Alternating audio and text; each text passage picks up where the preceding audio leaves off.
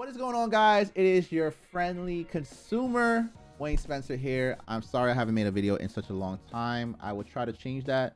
Today we're going to be making a Nikon ZR video. Okay, I've gotten to know the camera. I've had this camera for about 2 months, 2.5 months now, and I've gotten to know it very, very well. I do wish I still kept some of my lenses that can do telephoto, zoom, but I don't have that right now, so it's fine. We're gonna get to that in a second in the video. But guys, remember to smash like, hit the sub to the channel.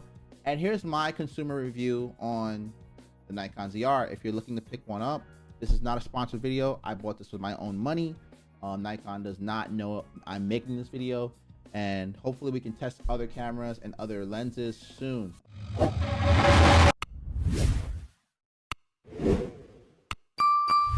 Today we are rocking Nikon ZR with a Sigma 28 to 45 lens, 1.8 lens, but on the lens itself with the digital situation conversion, it is only going down on my Nikon ZR to 1.9, but I think it's still a 1.8 lens. That's what it's rated as. But I wouldn't see the problem with getting a lens at 2.0, which would be G lens, a G master lens, because yes, you can on Nikon put an adapter that allows you to shoot E-mount glass, which has over 600 different selections from Sigma, Sony themselves, from Tamron, from all these other manufacturers that are making lenses, manual lenses. It's crazy how much lenses are out there for Sony E-mount. So I was able to put an adapter on there.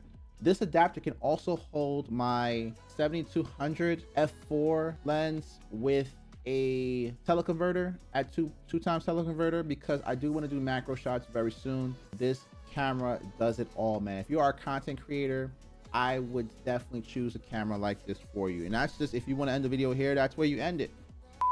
Previous cameras owned. I've had a Sony A1 Mark II. I've had a Sony A9 III. The Sony A9 III is the only camera I regret not giving a better chance, because I didn't know much about cameras at that moment. I was new to the game.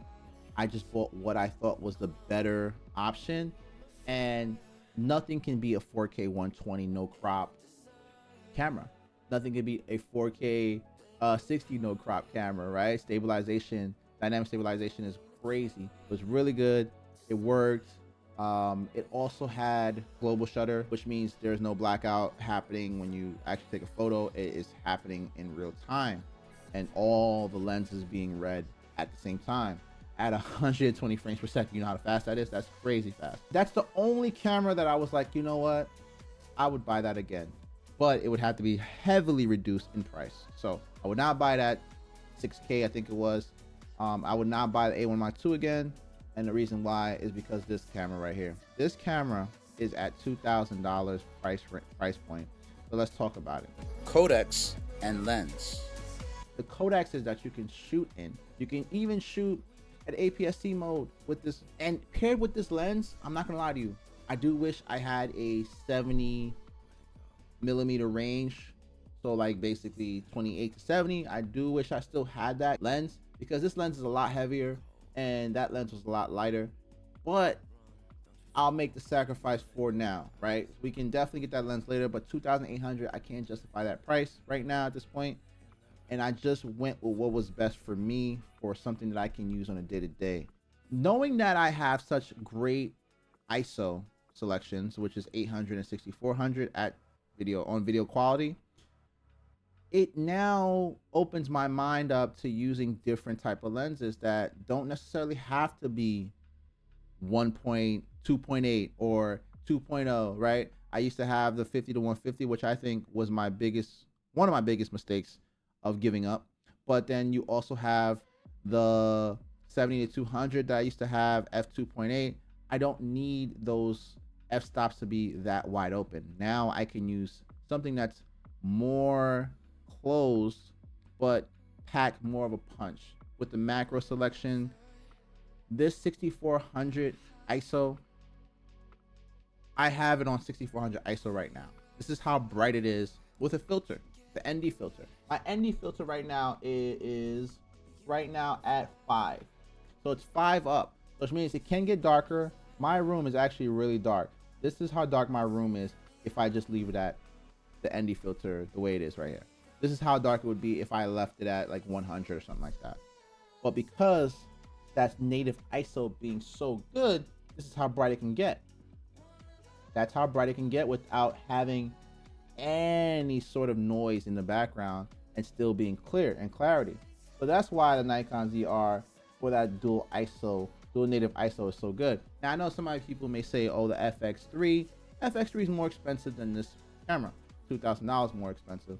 They have not dropped the price on the FX3, and the FX3 only has a 12 megapixel sensor, which some people say it is a good enough sensor, which it is. It is a really good sensor.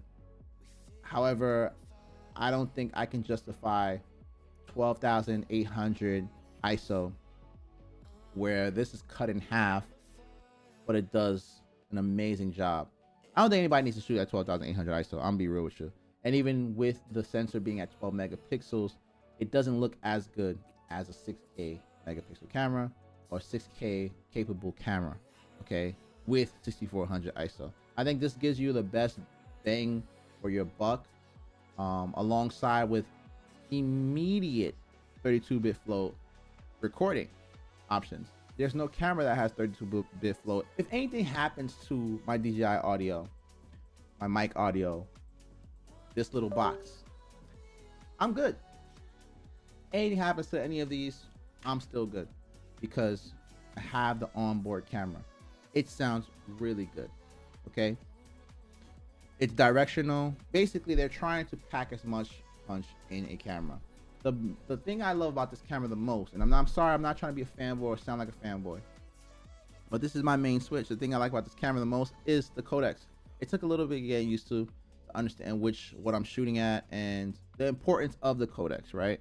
It took a little bit of getting used to, but I got used to it. I understand it now, and I know that I only shoot in 6K, 24, potentially 60. It depends on what I'm doing. If I just want just the quality, I would shoot red raw in 6K 60, and I would do it for like maybe 20 seconds. Like it would be like a 20-second shot and boom, get it out, boom, get it out, right?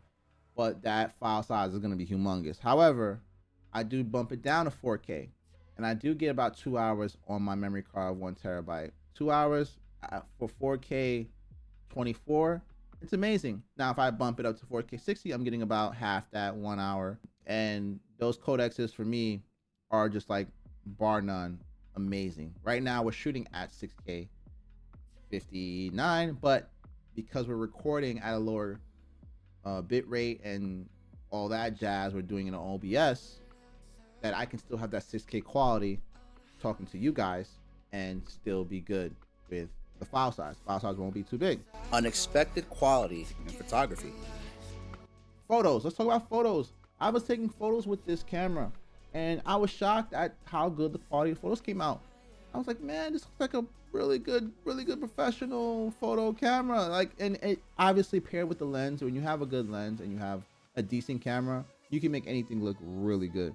So let's put it like this. When it comes to cameras, lenses are really like 80 to 90% of the quality will come. It's about your lenses. It's not really about the camera per se. But if you want a camera that does a lot more than your usual camera, Nikon ZR is for you. And I'm going to tell you why. What $2,000 gets you? That $2,000 price point gets you a lot. The big screen, it limits what you need to purchase to put on it. All right. I do think that they dropped the ball on the form factor where there is no grip. So I did add my own small rig grip. It was actually kind of pricey for a grip only. It was like 70 bucks, but I think because it was in back order, the price was so high and demand was so high. But that grip makes it feel like a regular usable camera without a cage. However, it does have that Arca Swiss on the bottom, that DJI plate on the bottom technically, so I don't have to add an additional plate, right, and put it on top of a plate. So it's just its own plate pretty much. So when I do use it on my gimbal, I can just simply slide it on and boom, it's working, and the gimbal balances it perfectly. Conclusion. Nikon, you have outdone yourself with this camera. I don't care if I sound like a fanboy. I'm telling you personally as a consumer, I'm having so much fun. So if you're thinking about getting it, you're welcome. Get it. Get this camera now. It is your friendly consumer, Wayne Spencer. Hope you guys enjoyed this video and this review. If you have any questions, again, please leave them in the comment section below. I'm going to try to pack as much as I can in on this camera and not give you guys too much of a blabbing on, you know what I mean? Guys, enjoy the rest of your day. I'm out. Peace.